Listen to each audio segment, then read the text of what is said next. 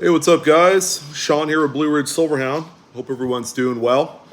I wanted to take some time to talk about a topic that maybe has never come up for a lot of you guys, especially if you know a few coin dealers, you frequent them, and very rarely, maybe you may or may not hear this, but it's worth mentioning because this kind of does apply to a lot of dealers out there, but maybe you've heard something to the effect of, this is coming from a dealer's mouth, that they're cash poor.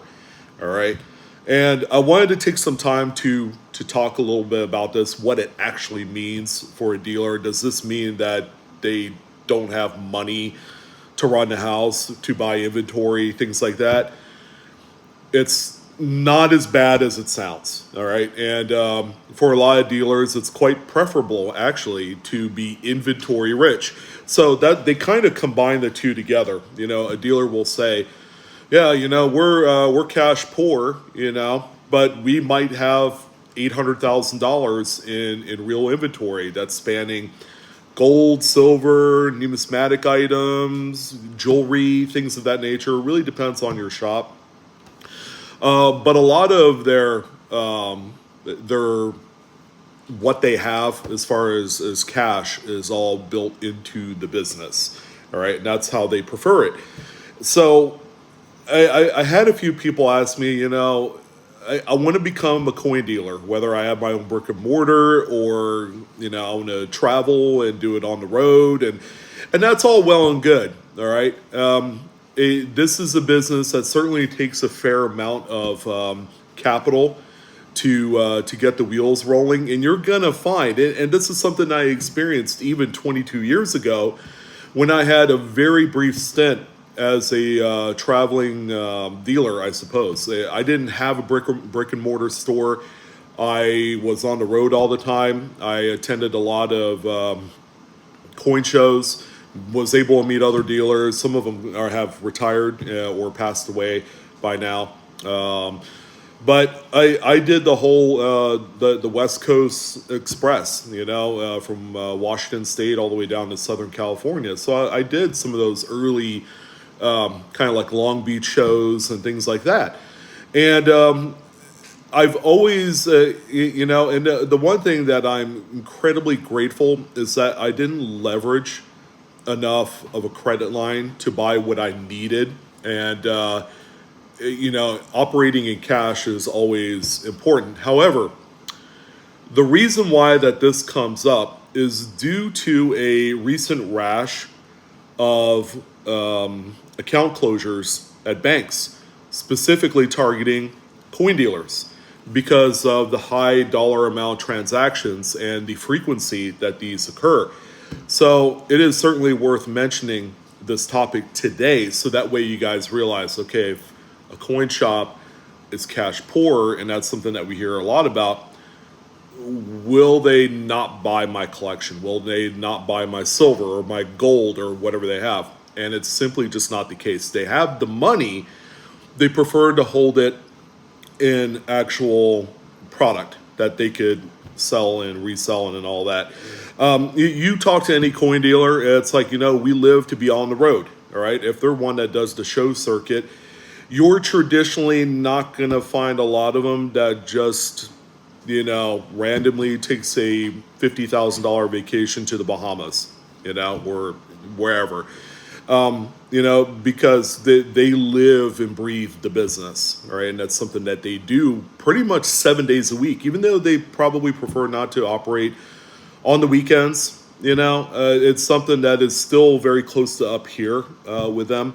And because of that, they're constantly buying. They're online. They're on the auction sites. They're on dealer wholesale lot websites and things like that. They're talking to their buddies on Sunday to get inventory for Monday, things like that. So part of that experience is they're buying from you as well. They certainly have the money to buy from you, whether you have $400 or $500 to sell in stuff, or if you have a pretty substantial collection that was passed down to you through a loved one. They can and they will find a way, to pay out tens of thousands of dollars, if necessary. There are some coin dealers that have, kind of a tough time at that, kind of like your smaller coin dealers. They may not necessarily do the show circuit. They may not leverage e-commerce sales, which, if you're a coin dealer in today's world, if you're not doing something online, you're going to be struggling, because that's the wave of the future. I've bought more coins online, whether it's through eBay or Great Collections, or through some of these websites like Northeast Coin or Coast Coin or some of these other outfits. I buy about 60% of my inventory online today, and oftentimes you're going to see, compared to like 20 years ago, where the quality of the photos were a little bit undesired. All right, so they made it a lot easier to have that peace of mind to buy what you need, and you're going to get the quality that you deserve. All right. With that being said, a coin dealer, whenever they decide to close out, I mean, we had a really great example that's very local to us here in Northern California. A gentleman by the name of Jack Boehmer had just recently retired. He ended up selling his entire business, his holdings, one of a couple different ways. I'm not even sure if he still has coins that he owns in his personal collection, because he's, so far along in age. He's like in his like upper 80s or something like that. He might even be older than that. But he ended up selling most of his business to Witter Coin in San Francisco. All right, and this is very recently. This is within the last like 6 months. And Jack Boehmer is a household name, similar to a David Lawrence or Stephen Musil. If you guys open up a Coin World magazine, you see these gentlemen's names in there. They've been around the business for a while. And then you have guys, Fred Weinbergs of the world, the big distinguished error collector. He ended up cashing out as well. And now he has a whole kind of like bucket load of money that he could use through his retirement. Same with Mr. Boehmer, who I got to meet over the years, over the course of the last 20 plus years. I've got to meet him, and he's like one of the nicest, most approachable men in the business today. All right. So, I think the money aspect and what you can have at the very end of it all isn't 100% realized until you decide to hang it up for good. All right. And it's kind of a tough one, because, there was a period of time around 2003. I was on my way to Florida then, and I lived there for 6-7 years. Had a really good time. I was still very young, so that's why it was a lot of fun. I don't know if it'd be any more fun today now that I'm deep into my 40s. So, but there was a period of time where this hobby, this business, was nowhere near where it was in my heart and my soul.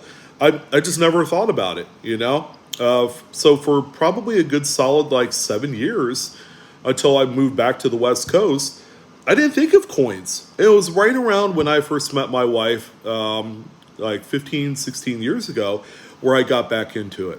All right. And then that was kind of like, that begot the godchild that is the Blue Ridge Silverhound YouTube channel.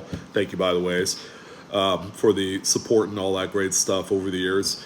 And, looking back at it, it's like, the same things I was hearing about back in 2000, 2001, still hearing about it today. We're cash poor, we're inventory rich. And you could say the same about just about any dealer. There's kind of like that top 5% of dealers that have enough money to do whatever the heck that they want, whether it's buy a house or another business or, something that's not coin related. They could buy a brand new Ferrari or something like that. That particular group of individuals who are in the coin business, again, it's a very small percentage. A lot of the other guys, they're hustling, like Bjorn Bergstrom, who operates and owns Kearney Coin Center in Nebraska. He is awesome. Yeah, he is on the front lines selling stuff on the platform whatnot.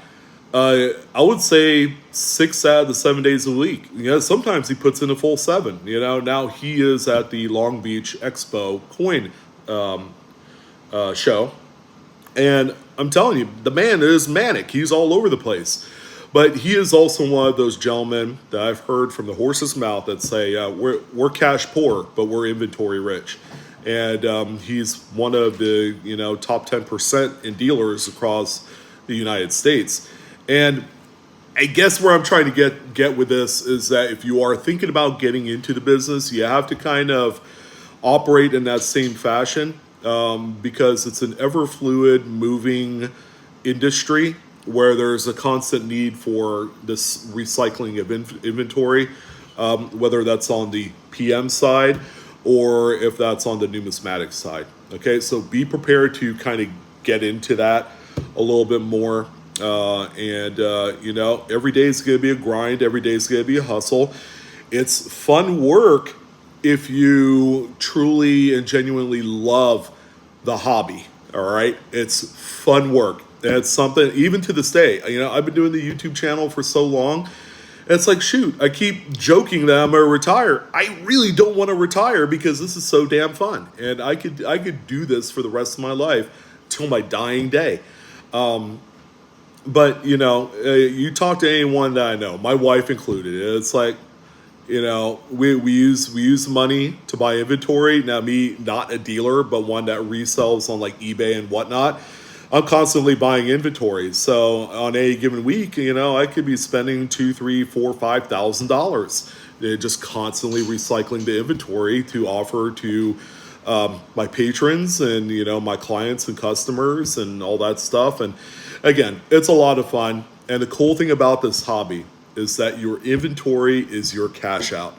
If for some rhyme or reason you needed to pay off your car loan, I could go grab a grip of coins and sell it today and have that money available. The same way that most people can cash out, pay off their house, they could go on some extravagant vacation, things like that.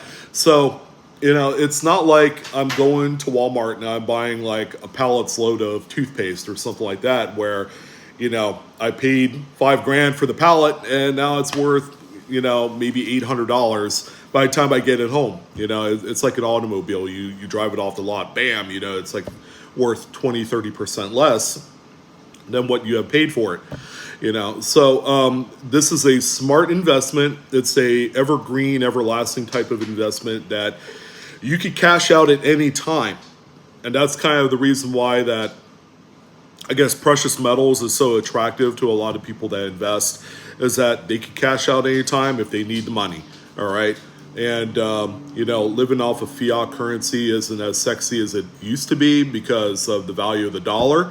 And, being in something that has more long-term secondary type of value that's going to just continue to grow while the value of the dollar keeps shrinking, that's something that I enjoy and that I like. And personally, it's better for the long term for my family, and no, it's just an awesome hobby. So that is, in a sense, what I was trying to get at here with the cash poor, inventory rich deal. It is not a problem at all.